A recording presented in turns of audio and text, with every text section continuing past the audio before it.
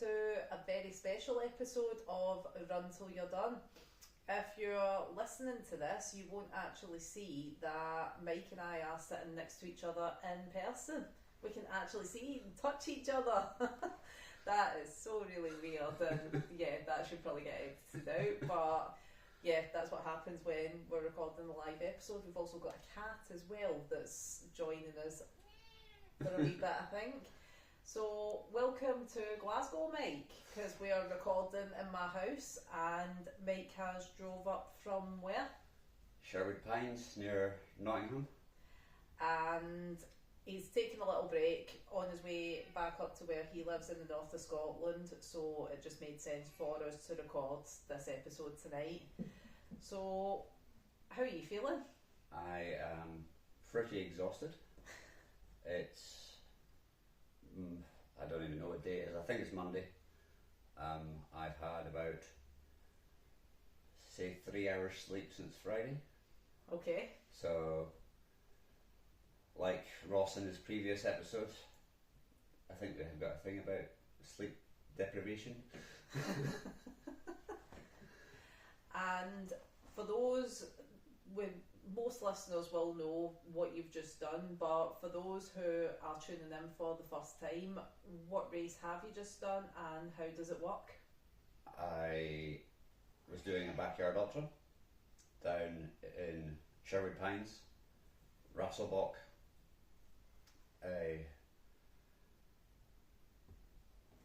zoning out a bit sleep deprived. Yeah, it was. My intentions were to get on the GB team.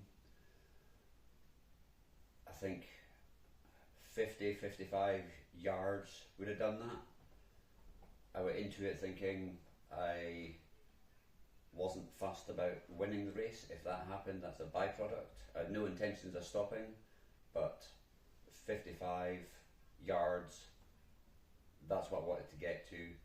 Anything else that happened after that, then good. And for those that don't know, what is the concept of a backyard? You say you've done yards. How far is a yard? How long have you got to do it? That's probably true. We've talked about backyards on previous episodes, but what is a backyard? Backyard Ultra is a last one standing event, but it's a particular, you get other last one standings that they're not as interesting. There's various different, the official Backyard Ultra is you run 4.167 miles on the hour, every hour, until there's nobody left. And in previous episodes, as you say, you mentioned we had James Stewart on as a previous guest, and you happened to drop in that you were aiming for 80 yards. And did you take enough food down to accommodate those 80 yards? I had enough food for, I think my plan was 82, and there was a reason why it was 82.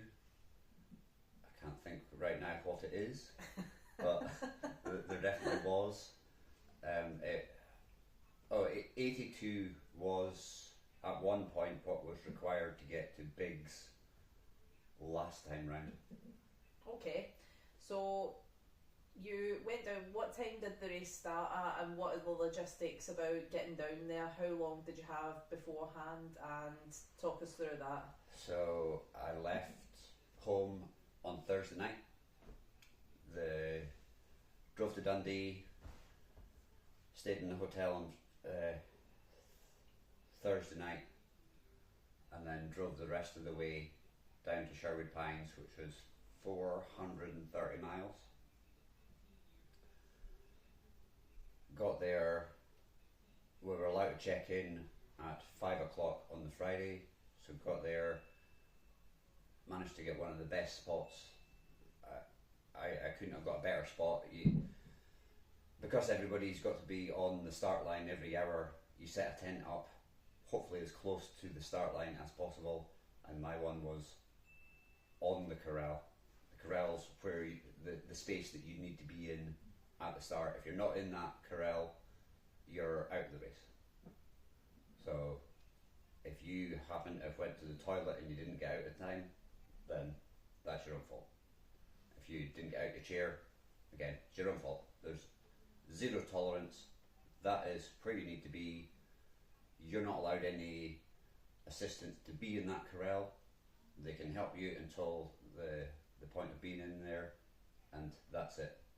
There have been cases of, well, I almost had a near miss in the last race that I did.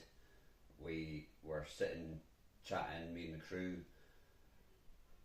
Thank you, Rebecca. And we heard over the tannoy 15 seconds to go, and I was about 20-30 metres away. That was the fastest I moved all race. I had to be in that corral, otherwise it was race over. I did a long jump into the corral. You've got a certain amount of time. You have to be moving forward in the corral when the bell goes on the hour to show that you're making progress. If you got to be in the corral moving. If you're not moving, then it's assumed that you're not going. So you can't, like, if you go into the corral but you're still putting your jacket on and stuff, that's okay, but you have to take that with you. If you are swapping your shoes, you're only allowed the shoes that you're taking with you there. So if you're taking one pair of shoes off, put another pair of shoes on, you still got to take the other ones with you. Yeah. Because otherwise it counts as littering, basically, because you've left something on the course. And bonus, during one of the laps, it must have been about quite late on the race, I won't tell you where, I found £1 on the course. So little victories. Somebody dropped that £1, whether it was, I don't think it was deliberate because nobody's throwing pounds around, but they could have got disqualified for littering on the course. Yeah. But yeah, nobody's It's a shame it wasn't a penny and we might have had better luck, but we will come to that later on in the episode. So the Friday night, did you stay at the site or did you sleep at a hotel? What happened on the Friday night, and did you get a good feed and sleep before? Some people got there on the Friday, put up their tent like I did, and then they went and stayed in a hotel or Airbnb or whatever nearby. I've got a camper van, so on the site I stayed in the van and I was perfectly okay in that. I wouldn't say slept the whole time, but I was in bed for over 10 hours. Yeah. So I was fully rested, fully ready to go. I think 7:30 the next morning, I had a lie in because I'm normally up before that. So I got 7:30, had something to eat, and was fully rested, ready to go. And your crew was already there waiting for you because they posted a very flattering photo of you on the start line in your jammies. Yes, probably. I don't know if you've seen that yet. I don't think I have. I just, for those of you that don't know and that haven't been following, former guest Ross Beveridge went down to Crew for Mike this year, and one of the first photos that Ross posted was Mike carrying something in his pyjamas, and I messaged him saying, "Is that Mike in pyjamas?" And he's like, "Yes, he's got changed since though." And I'm like, "Good, because I thought you were making a bold statement on the start line. You know, I know you're relaxed, but that's maybe just a bit too relaxed." Some of the things that was happening in the race, they had certain laps had certain themes, and the first night lap, call it lap, loop, yard, rep, whatever you want to call it. Yeah. Officially it's a yard because the original race was in Lazarus Lake's backyard. But all those names, I don't care. If you've got something that you want to call it, you're saying it to me, I don't care. It's all the same thing. Some people might have issues with it, but it doesn't matter. I can't even remember what I was saying now. And this is why this is good to record it now, because you're that tired. Yes. No, please continue. What was I saying? So start line. What time did the race start at? And you were saying about different themes as well. Oh, so I yeah. would imagine one of the themes was tutus on yard 22. Yes, the first yard in the dark was pajamas. Ah, okay. That's not. These are unofficial things. Started in America with the tutu for yard 22. Eleanor Gallen had one of the competitors had talked to the race director for this, and she had come up with a list of things to do for this race. And I think it was there's a backyard ultra club in Australia, and they do, I can't remember what they call it, but it's the fragrant fourth. That's what it is. So you're supposed to go into the fourth yard fragrant, whether that means you stink or whether you smell nice. That's open to interpretation. There was one yard that was flat caps. Yep. But the way that I see it, and there have been times, should I buy a tutu? Because that seems to be the big thing. The yard 22 is the tutu. But the way that I see it is, anything like that is wasted energy. You've got to think about it, and if I don't have to think about it, that's 1 calorie of energy that I don't have to think about it, so I can concentrate on racing instead. So if I ever do a backyard ultra with you, and when I say that, I'll be your crew, you will be wearing a tutu because I'll be thinking about it and I'll put it on you. So that's fine. And the flat cap, I love that because I seen Alice Townend, another former guest, she wore her traffic cone, so anything far from flat is what Alice chose. But the people seem to get into the themes of the race, you know, like each yard and that. Do the majority partake in that? I wouldn't say it's a majority, but this race in particular, there was quite a few. I think it was 250 people on the start list, and 233, I'm going to say, actually started. So it had a higher number than a normal previous races that I've done. Yeah. So there was a higher number of people taking part. And were there quite a lot of people, like faces that you did recognise from the backyard scene, or yes, even just from races? What Eric wanted to do for this was he wanted the race to be a popular race. He knew it was going to be, Eric's the race director of Rasselbock running. He wanted to attract the best field, particularly from the UK, to try and get the UK team as best as possible. Yeah. He's taken over this cycle of being the team manager for the UK, and he was just trying to get it. It was various reasons. One, he wanted his race to be the best. He wanted the UK team to be the best, and he wanted it to be, if these were the people that were going to be in the team, he wanted it to be a team bonding exercise. He wanted the people that were going to go far to all know each other. Yeah. So. And do you feel he created that? Yeah, I think so. We'll get onto it later, but I certainly talked to a lot more people, even people that were in the team coming up for 2 years ago.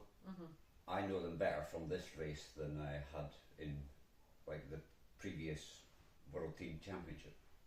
And I think that's good that Eric has taken over, because the vibe, I've not actually been down to any of the events, but even just hearing from yourself and looking at it on the social media, even the fact that he does these race places that you can donate money to for people that don't have the money for, let's face it, we say it's a free sport, it really is far from it. it just gives you an idea of the vibe and, you know, the community that turns up to these races, and it does, the appeal it is there for me to go down and maybe do, they don't just do backyards, do they? They do marathons and they do half marathons as well. They've got a stupid amount of races. It's basically every 2 weeks they've got a different race on.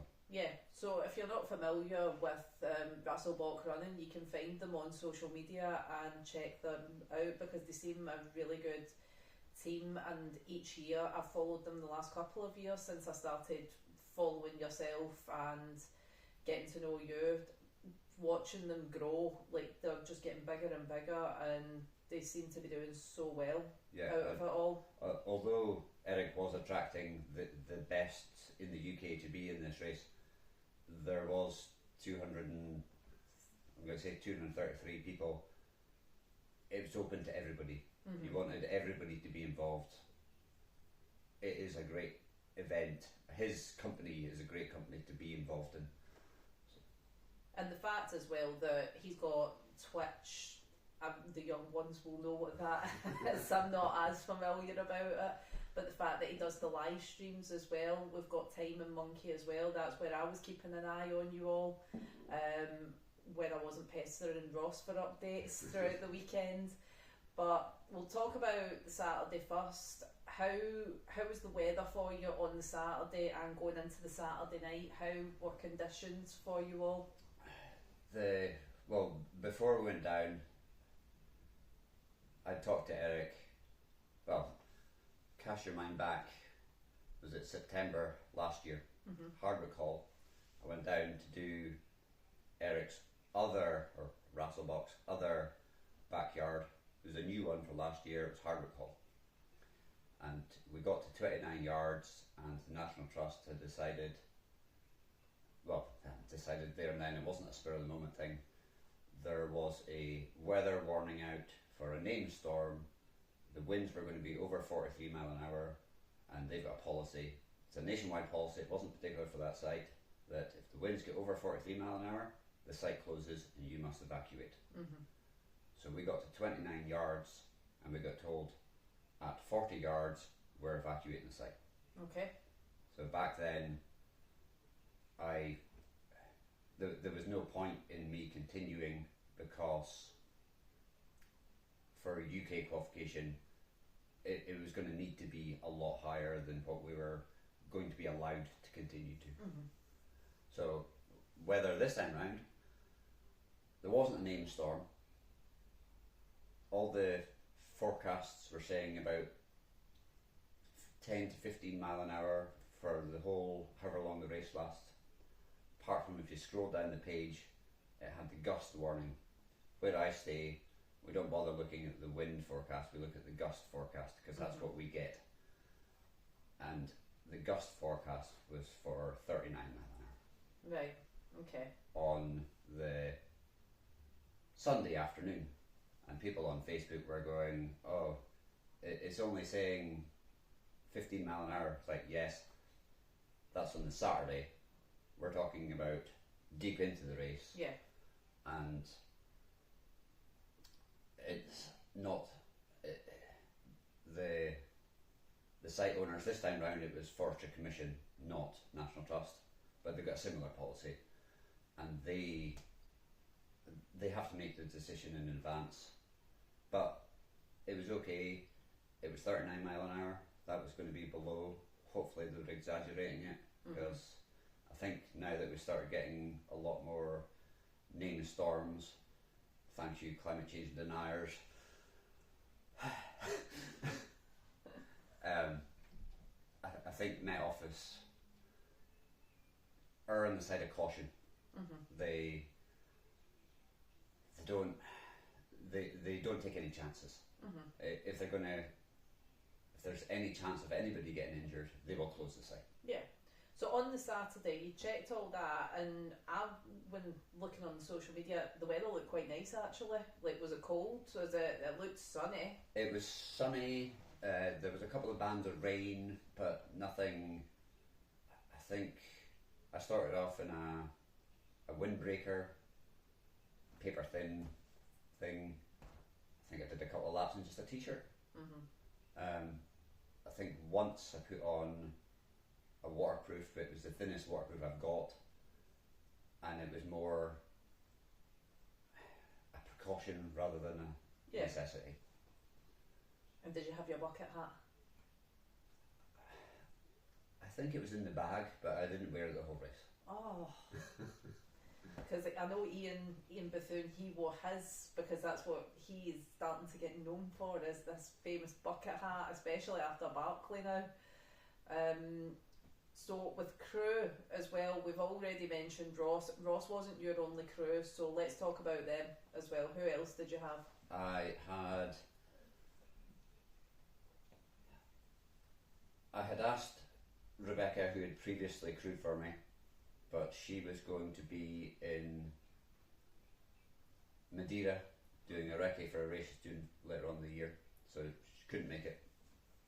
So I put a post on Facebook saying, is there anybody local wants to do it? Well, previous to that, I'd asked Ross. I crewed for him, and I said, I called in the favour, and he said he would love to come down. I was like, okay, I don't want him. It was going to be a 5-hour drive for him. I don't want to put that pressure on him. 5 hour each way. Yeah.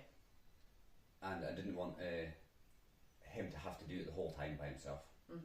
So I put a post on social media saying, is there anybody local wants to crew? And the post was flooded straight away. I actually took the post down so that it would stop people replying to it, because I didn't feel comfortable saying no to people. Yeah. But the people that did get in there were Rich Cranswick, who I've previously known from races, Mark Cabana races. I didn't know him that well, but he's been involved in them ages ago. And as it turns out, I had a sneaking suspicion after the World Teams last year, there was somebody that I was staying in the tent and I was freezing cold. I was shivering because I'd just been running. There was somebody that gave me a sleeping bag. Turns out it was Rich. Yeah. So all these little things come together, and then somebody who I've known for. I first met him on the first run that I ever did on the West Island Way.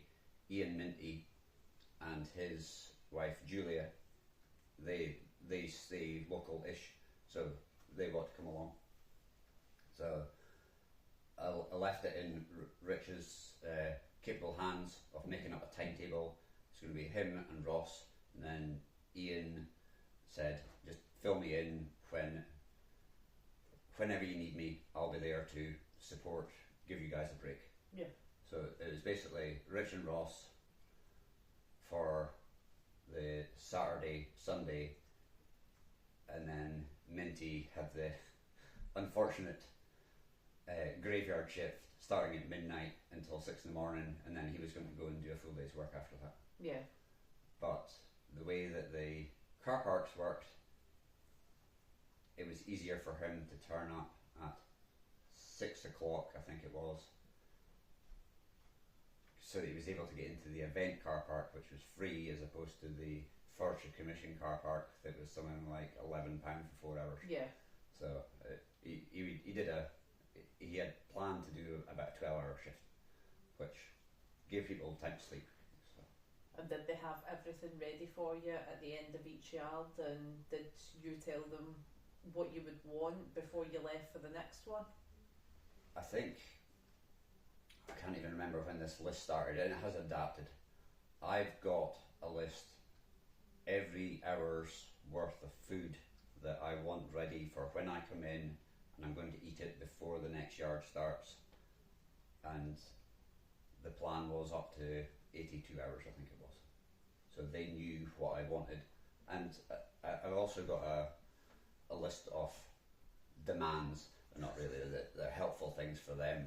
Like, if it gets to a certain point, I might not like this thing anymore. You get fed up with things. Yeah. I had ambitions that I was going to eat Weetabix. I I actually surprised myself. I had it down every 3 or 4 hours, and it was just got to the point. It's like, I'm fed up with this now. I'm not having it. So we changed it to. We swapped things around. So, it happens. But they knew that I was adaptable to it. And how do you manage to fit it in? Like, I would imagine, because you can you predict when you're going to need the loo and things like that? Like, have you got a rough idea of, oh, well, I'll go X number of yards, it is likely I'll need a pee or other at this point? No. You might be able to predict that, but I made sure that I went for a number 2 before the race. Yeah. And as we all do. Yeah. And then I think the first time I needed it was probably about 10 hours in. And was that in your plan? Like, do you accommodate for that? Like, because obviously all of that impacts on your time. So if you feel as though you do need a toilet break, will you run that yard faster? So that you've got a bit of time extra at the other side? No, and the reason for that, well, I don't accommodate for it. I just know when we're all adults and we know when we need to go to the toilet. And if you need to go, sometimes you need to go. Yeah. I didn't have it on the plan. It was, I would do a lap. If I needed the toilet, I'd go to the toilet. I didn't think that I was drinking that much, but thinking back on it, a lot of the stuff that I was eating had quite a lot of liquid in it. I was needing to pee almost every lap that there was. So I knew I was drinking enough because I was needing to pee. Yeah. Number 2's, if you're eating the spot on right amount of food, then you shouldn't be wasting anything, so you shouldn't need to go to the toilet. As much, yeah. Nobody ever does that. It's an impossible thing to do. So I would have said that probably every 12 hours or something like that, then I needed to go. So I was comfortable with that. But in terms of, can you do a faster lap? I tend to, if I run faster, I need to go to the toilet quicker. Yeah. So I didn't want to deviate off the course, didn't need to go because it was public land. Plenty of people, males and females, went for pee breaks at the side of the trail. I don't know anybody, I certainly didn't, that went for a poo break on the side of the trail. Fair dues. So we've talked about food, we've talked about your crew. Sleep, that's going to be another thing that people are really interested in. How do you get sleep in? So race started at 10 a.m. Since we don't think we got to that part. First yard, 10 a.m.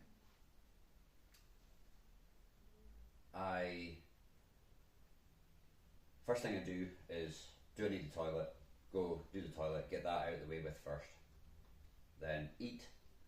Then if I've got any spare time, I will lie down, even if it's 2 minutes, get the eyes shut, because the way that I see it is, that is resting. Might not be sleeping, but at least it's resting. Get your feet up in the air and rest. Yeah. In terms of sleep, a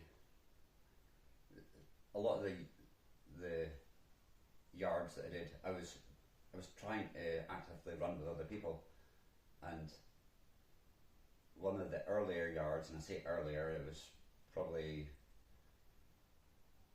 actually I think it was about yard 5 or something like that. I did a 36-minute yard. Wow. And the weird thing was, I was just chatting to I was running at their pace. I was chatting to somebody, and it felt normal. Yeah. Another yard, I was running with, I think I ran quite a few yards with Frank McGaffney. Yeah. And we were doing slower yards. I can't even remember what kind of pace they were. But a fast yard and a slow yard, it didn't seem much different. But the difference was when you get back, you've got that spare time. Yeah. But I wasn't actively deliberately doing faster yards to get sleep. I know I haven't in the past. There have been races that I was doing 43-minute yards, and I'll get back, go to the toilet, have something to eat, and then that gives me 10 minutes rest. For a rest, yeah. This time it wasn't.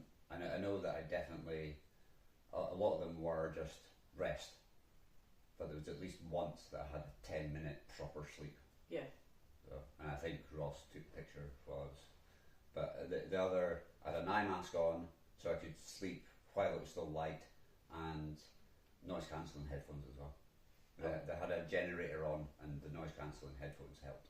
And when he took that picture, he got a message from me, as you can imagine, saying "baby reindeer." That's not creepy in the slightest.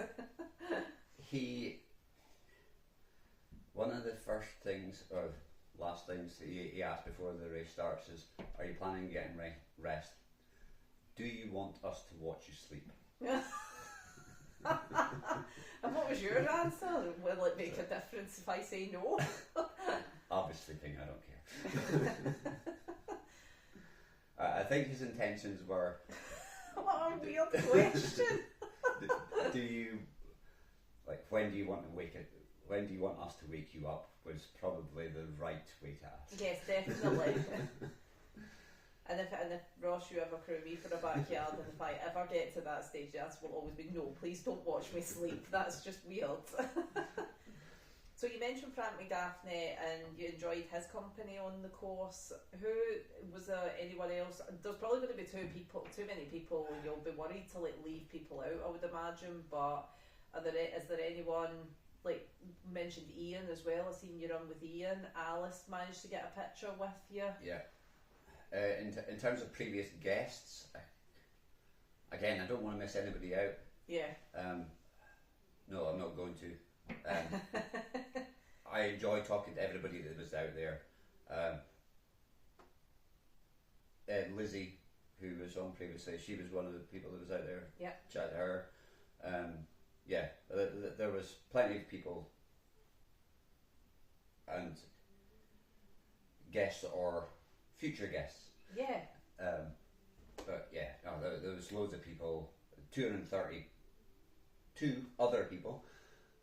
So yeah, plenty of people to chat to. And we mentioned Eric as the race director. Is Jonathan Eric's brother? Yes. Yep, he's also involved. And his parents as well. And we can't leave out the marshals and the volunteers. Need to give them a mention. How were they on the course? There were certain points that there was marshals throughout the whole race. Yeah. So I don't think once you got a certain time, you probably didn't need the marshals there, because we'd done it 24 times already, that you didn't need them there. But it was, oh right, I know, I don't need to bother looking at the sign because there's a marshal here to guide you. Yeah. I think it's a good idea though, because you're really well experienced at doing these things. I mean, if you get someone that's new, that's hitting these big distances, and they're not really used to dealing with sleep deprivation, it would be easy for them to wander off, I would imagine. Funny, somebody else who was running was Alex Sweet in the World Team Championships last time round. He was the assist to Sarah Perry. At yard 58, he took a wrong turning and went down one of the side trails and realised, I'm not where I'm supposed to be. Went back on, found the trail, did the loop, and it just took such a mental hit that he 58 hours in, you've done the same thing over and over again, you should know, but it was just sleep deprivation meant that he didn't continue. Yeah. So, but that course, I think it had, this is the one in Thetford that the World Teams was at, it had a lot of signage and a good amount of signage, but it needed it because the course was very convoluted. The one at Rasselbock, I personally prefer it. Yeah. It had a lot of signage as well. They didn't necessarily need it all. Some of it was when you're getting sleep deprived. They had like glow sticks on the ground where there was roots sticking up. Yeah. But that I knew the root was there, but it meant that from like 10 metres away, you could see, oh, I'm still going the right way. And thinking about it right now, you think, oh, I don't need to know that. But when you've been awake for probably, say, 24 hours, and it's pitch black, you just want the sort of reassurance that you're in the right place. And how was the elevation on this route? Pretty flat, not completely flat, but pretty flat. Enough hills to keep your legs interested, but not like Highlander. Not too many to tire you out. Yeah. So it didn't have any big huge hills like the Highlander route. No. No. The hills that it did have didn't go on for too long or weren't too steep. So there was a bit of elevation, but it was more gradual. And before we move on to the Sunday of when things took a turn, did you get any videos or photos with the Gruffalo this time round? No, I did. I can't even remember who I was talking to at the time. I did quote whoever. I did say the Gruffalo to whoever I was running with at the time, and they've got a kid, and they couldn't remember how it went, so they were amused by it. It was just that sort of thing that you talk about, that it's like nobody would talk about that sort of thing in two adults having a conversation about a little brown mouse went for a walk in the Rasselbock woods. You don't have that conversation in normal life, but it's just that sort of little things that get you by. Yeah, it is funny, to be fair, if you do have kids. I mean, you probably do remember it and can recite it. I can't remember it. Like, there was a mouse down the deep dark woods. The little brown mouse took a walk in the deep dark woods. The mouse saw a nut, and the nut looked good. There you go. And I also saw a mouse, and I can't remember. The owl asked the mouse to go for its tree-topped house, but anyway. An owl ice cream as well. Yes, his favourite cruise. I was actually, something that I don't regret, but before it started to get dark, there were statues of the Gruffalo. That's why I was quoting the Gruffalo last time round. There was what I assume was the little brown mouse, but I honestly thought it was a squirrel. And I was like, what? Why? I didn't think it was a real squirrel. I thought it was a statue of a squirrel. It's like, a squirrel took a walk in the deep dark woods? But no, the other thing that was near the Gruffalo was a monkey or a chimpanzee, or is it a chimpanzee and monkey or whatever. And I was trying to think in my head, the mouse took a walk in the deep dark woods and the mouse saw a monkey, and no, I'm going to have tea with the Gruffalo and his favourite food is monkey brains. I couldn't work it. I didn't get around to recording it, but now you all know. There we go then. So,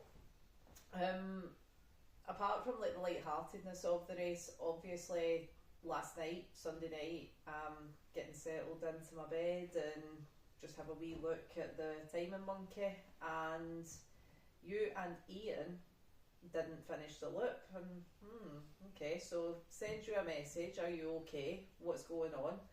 And then shortly after that, 8 others decided not to continue, and then there was 2 left, and it was like, right, something has happened here. Now my first thought was, because let's face it, with people that know me, you know me, I am one of the biggest overthinkers, and thinking, oh my god, Mike's had a heart attack or something on the course, and Ian's dragged them back, and that's why they were late, and they've all decided not to continue because they're so upset, and there's been this medical emergency. Text 4 other people. I think I'd text Kaylee Webster, who was down there, I text Alice, I text Ross, Ian was almost getting a text, and then saw on the WhatsApp you were typing. I was like, oh good, he's alive. So tell us what happened. What was actually going on when Time and Monkey wiped you all out? Well, yeah. So on yard, is it 30, yard 35, it was 34 hours in, and something that we haven't talked about, I'll get onto that one in a second, was it was the time when the clocks changed. Oh yes, of course. And I did wonder. I wonder if you would all get an extra yard, a bonus yard. Well, I deliberately, on my watch, people set it up in different ways. I had nothing on it. Mileage didn't matter. I had one screen for battery life, and the other screen was race time. Mm-hmm.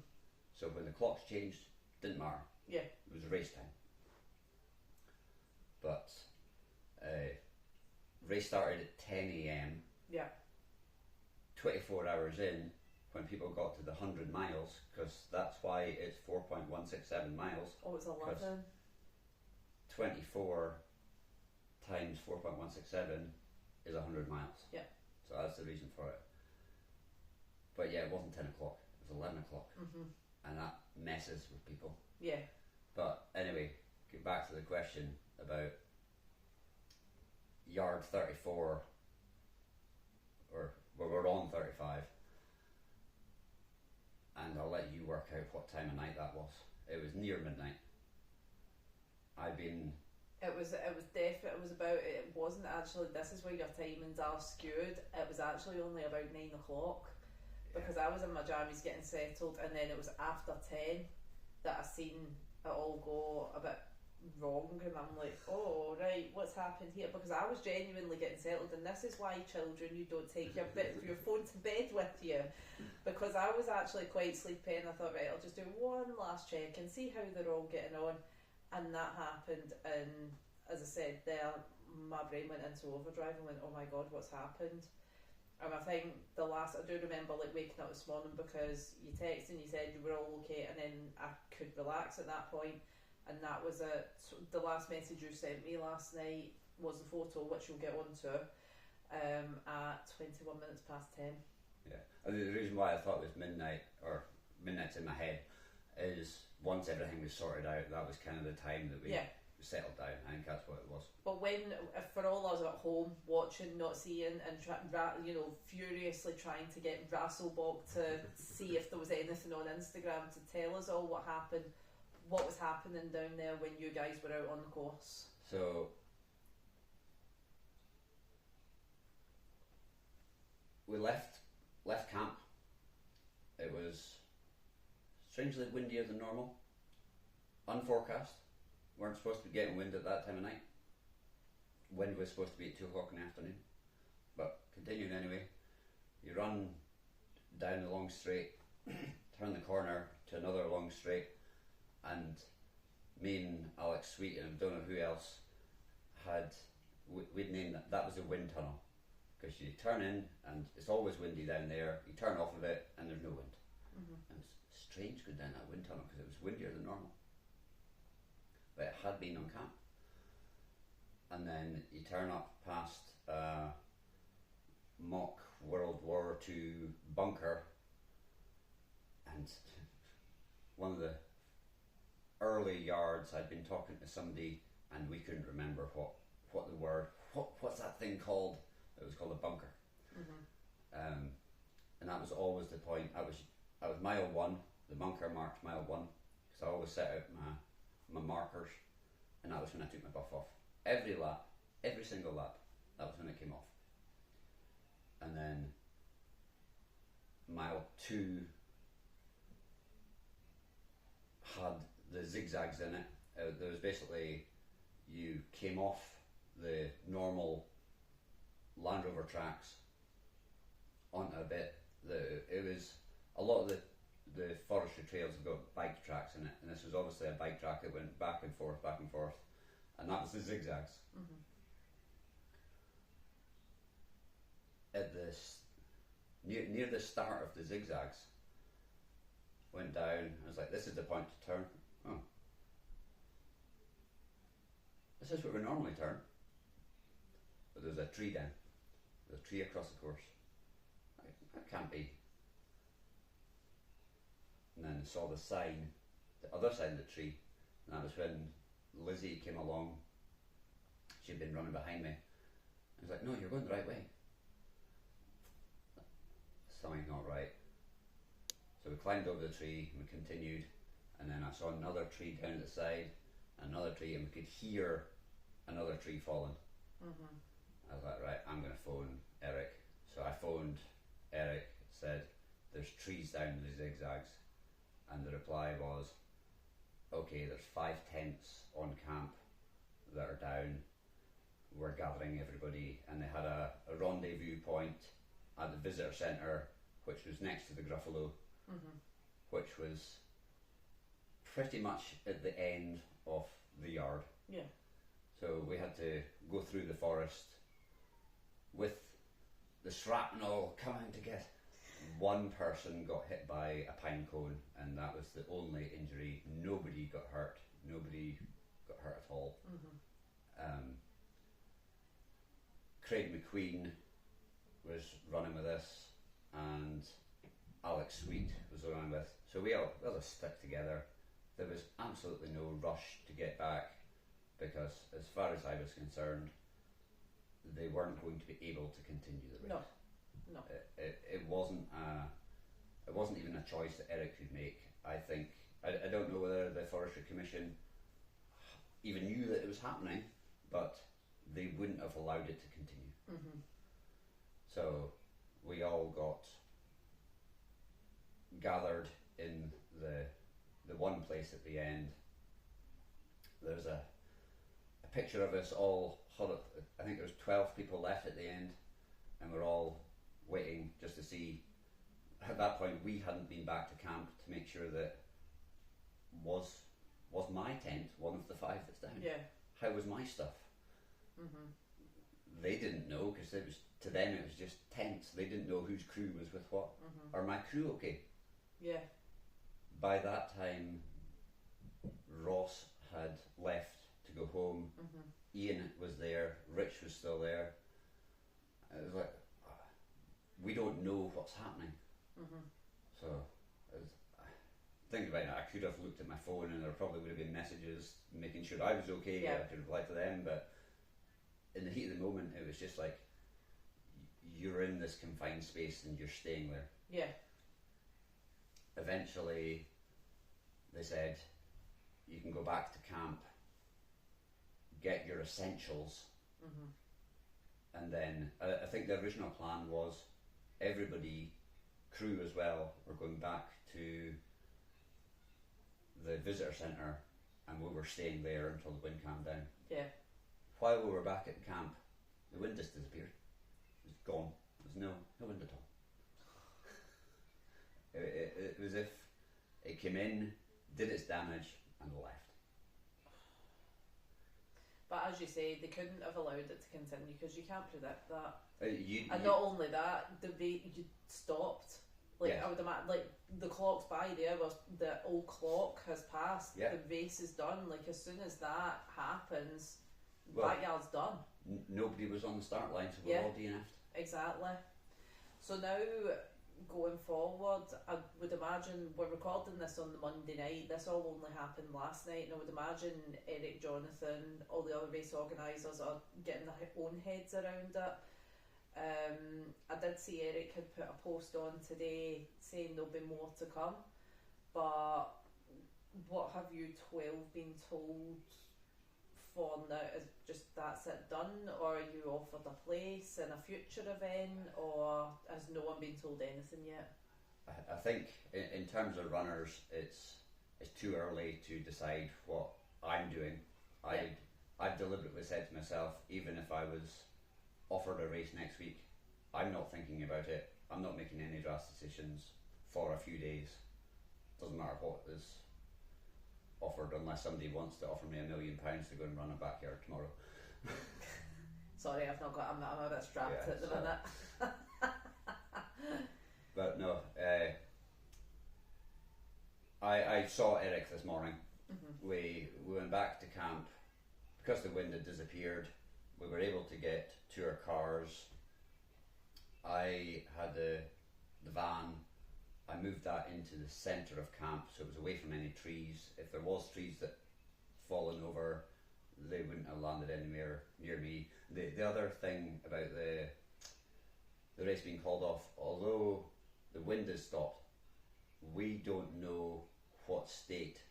There could have been a tree waiting to fall that was propped up on branches. Yeah. If somebody walked past it, then it could have fallen on them. Yeah. So there's absolutely 100% the right choice to make. Absolutely, and it's always got to be safety first Yeah. for everyone. Yeah. Because it just wouldn't have been worth it to continue for Yeah. the worry. Like, you can't. No. So, how was Eric when you last left him? Because I would imagine he, along with you guys, will be absolutely gutted because this is now the second Rasselbock event that's been totally out of his control. Yeah. You know, he's got to be pretty gutted about it, I would imagine. I think he's feeling pretty stressed. Yeah, that's So, a shame. if anybody sees Eric, give him a hug. I want to give you a hug, Eric, and I've not met you yet. So, travelled up the road today. And I seen you get out of the van. You were hobbling a bit. How are you? Well, during the race, I come back to strategies. I didn't have a caffeine strategy to keep me awake. I was willing to don't be afraid to take caffeine, and take it when I need it, not necessarily before it.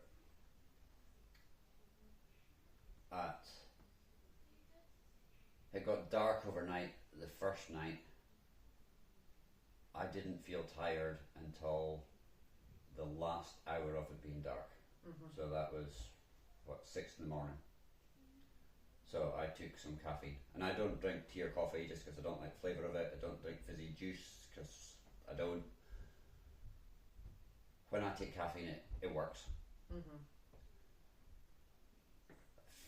I don't know how long it was. I've got it written down between the first lot of caffeine and then the second lot of caffeine, but it got to the point that I was taking caffeine every 2 hours. Mm-hmm. 1 Pro Plus, so a caffeine tablet, and the doctor's guidance is you shouldn't take more than 400 milligrams of caffeine a day. So obviously a runner's guidance is no more than 600. So I worked out that is every 2 hours. It seemed to take 3/4 of a yard to kick in, then I had a full yard, and then I would take it for the next one, so I would start getting tired and it would kick in again, and then it'd be okay. So I think I had about 600 milligrams of caffeine, and when you don't take caffeine, I was prepared to be continuing for a long time. Yeah. I didn't know the race was going to get stopped, so I was taking caffeine as if I was continuing. Yeah. When we eventually got to go to bed, as it were, I had got a bed in the van, so yes, it was bed. I basically sat on my phone most of the time. I was dozing, but I didn't sleep. I may have got, say, 2 hours sleep. I was interrupted sleep because I was so high in caffeine. Got up at, I think, 7 in the morning. I felt wide awake, but at the same time I felt like I hadn't slept. Yeah. Just wired. Yeah. Yeah. Yeah. And then Rich had taken down the tent, he'd packed away most of the stuff, but he'd left outside the van because he didn't know that I was awake in the van. Mm-hmm. And then he went and got his bus home because he had travelled up on the bus, but he had booked his bus last minute to get home because he didn't know what time it was going to finish. Yeah. So he went home, and I was sitting there. I could sit on my phone or I could start driving. I was wide awake. Yeah. So drove. I went into Mansfield, which is the nearest town. Oh, they're out of diesel. How am I going to get home? Right, go to the next petrol station. Oh, they're out of diesel. okay, go to the next one, and luckily I managed to fill up, so I've got plenty of fuel to get home. I drove up the road, and I started to get tired. It was just like the mundane traffic going up the motorway. Yeah. So I pulled into services and set an alarm and slept. And I don't know how long my alarm had been going off. You get 2 hours free in the motorway services. I was up before the 2 hours, but it was cutting it fine. Yeah. I slept through my alarm. Well, you must have needed that.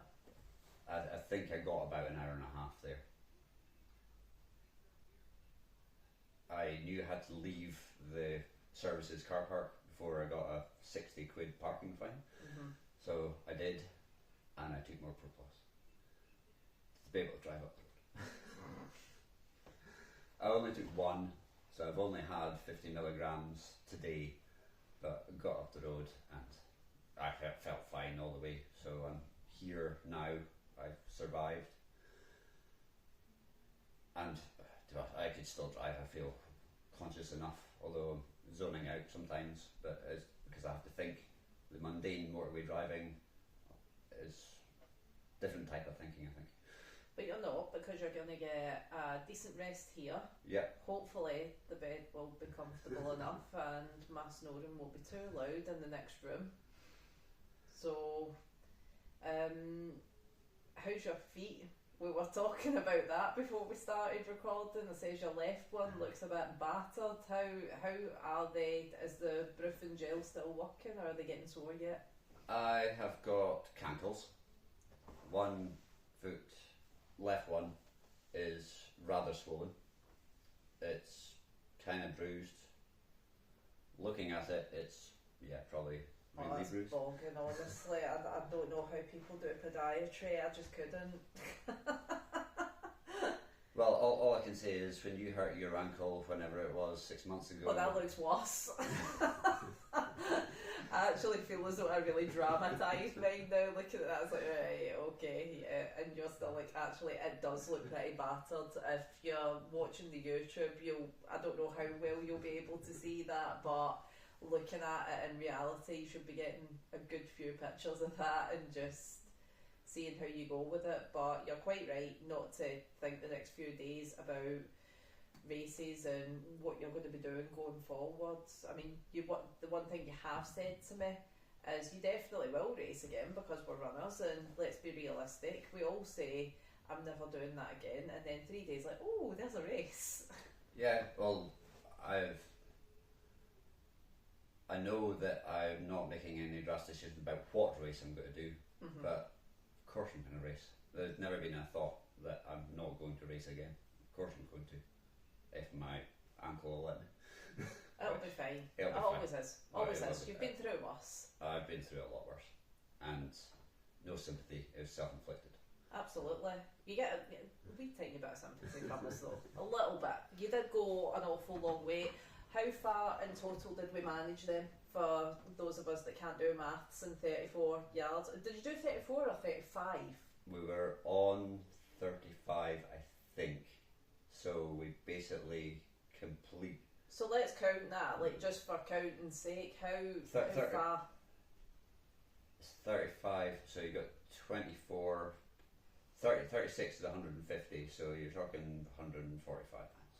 That's pretty impressive. But it's about 100 short of what I was aiming for. Yeah. So these things happen. And the one thing we did have a wee joke about as well before we went and recorded this tonight was yourself and Lizzie Gatherer are not doing the backyard together ever again. We did agree whether it was jokingly or not. We were both at Highlander and it got called off. We were both at Hardwick Hall and it got called off. And this is the third time. We are going to consult each other's race diaries and never race at the same time. Well, I think it is just a poor coincidence because I think you would make a really good team. The field, as I said to you, it's such a shame, and I'm gutted for everyone involved, not even just the runners, but for the race organisers, for everything. you know, because what a strong field it was and what a shame it was. But I've absolutely no doubt that Rasselbock will come back from it, and they'll have their strong runners, and you know, who knows, get the UK record. Yeah. At some point soon, hopefully. What I said to Eric this morning is, these things happen with the race, but the only, it's not even a worry, it's thought that I've got, is my intention was, or it still is, to qualify for the UK team, and how am I going to do that? What do I need? What race do I need to do to be able to get to do that and recover? And it's just something I've got to think about. I don't want to think about it at the moment. No, that's definitely for the future, and I've no doubt, and the listeners will have no doubt that you will get there. Yeah. So I think that wraps us up for Mike's special episode of Rehashing Rasselbock. Mike probably can't remember what we've spoke about for the last wee while, so it'll be interesting. And I think, as I say, that's all from me. Thank you, Mike, for being Mike, and good night.